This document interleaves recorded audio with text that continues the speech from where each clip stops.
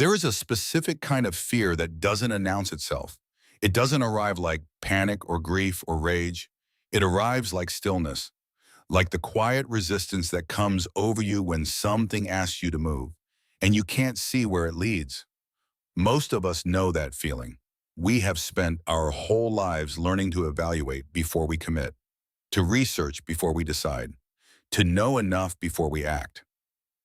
We were taught that this was wisdom, that asking where are we going before you leave is not fear. It's just good sense. But somewhere in that training, something else got built.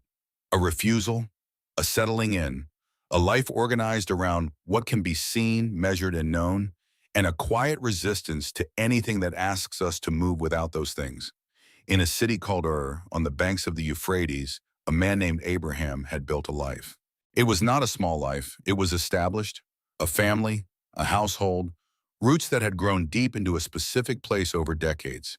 The kind of life that requires courage to leave, even when you know where you're going. And then something called him out of it. The text does not say Abraham was restless. It does not say he was unhappy or that had failed him. What it says is simply this, that God spoke and God said, Ma and Bowen, leave your country, your people, your father's household. Go to the land I will show you. The instruction contained a destination and withheld it at the same time.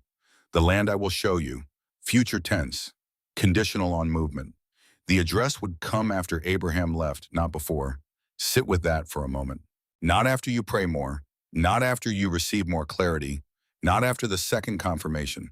The address comes after you leave. The destination reveals itself only once you're already moving.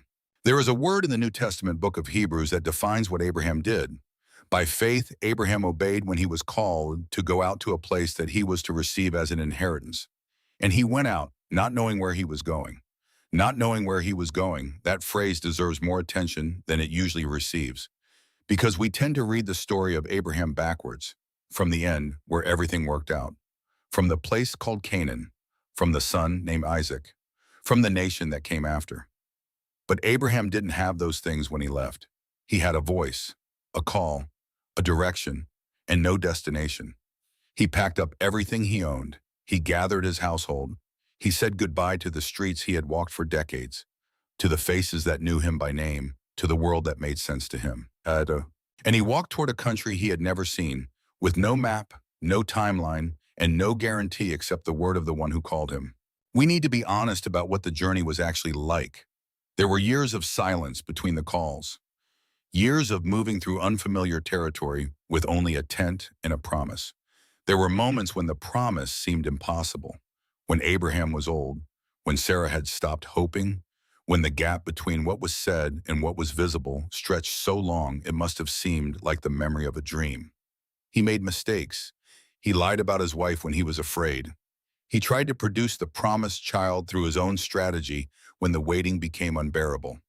He was not a man of perfect composure moving confidently toward a known destination. He was a man moving through genuine uncertainty, afraid at times, confused at times, exhausted by the distance between the promise and the present, and continuing anyway. That is what the story actually contains. Not perfect faith, not fearless certainty, movement sustained over years in the direction of a voice he trusted more than he trusted his own ability to see ahead. Here is what changed in Abraham, and what changes in anyone who lives this way long enough. Certainty is about control. It is the arrangement of information in a way that allows me to evaluate the risk and decide whether to proceed. Certainty keeps me at the center of the decision. Trust is different.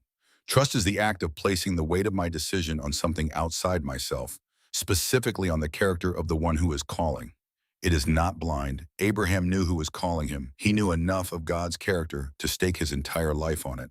But he did not have the plan. He had the planner. And here is the thing about that distinction that took Abraham years to fully understand. The plan belongs to the one who has all the information. You are not supposed to hold it. You are supposed to hold the hand of the one who does. The writer of Hebrews says something remarkable about Abraham and the others who lived this way. He says they were still living by faith when they died, that they had not yet received the things promised, but they had seen them from a distance and had welcomed them. They did not arrive. not in the way they expected, not in the way we might have hoped for them. And yet the text does not describe their lives as failures or their faith as misplaced. It describes them as people who saw something from a distance, yes, and moved toward it for the rest of their lives. That is not a consolation prize. That is the description of a life that has found something worth moving toward. I want to ask you something, not about Abraham, about the thing in your life that is asking you to move. You already know what it is. It has been present in the back of your mind for some time.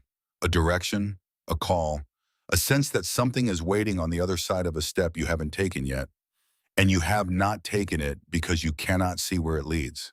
That feeling is not a malfunction. It is not weakness. It is the normal human response to being asked to trust. But here is what Abraham's story says directly to that moment. The not knowing is not evidence that there is nothing there. It is not God's oversight. It is the form the invitation always takes. Trust does not come with advanced visibility. It never has. It never will. The address is given after you leave. And you may not get there in your lifetime, but you will spend a lifetime moving towards something that is real. And you will know somewhere deeper than certainty can reach that you are not walking alone. The land I will show you, future tense, conditional on movement, still.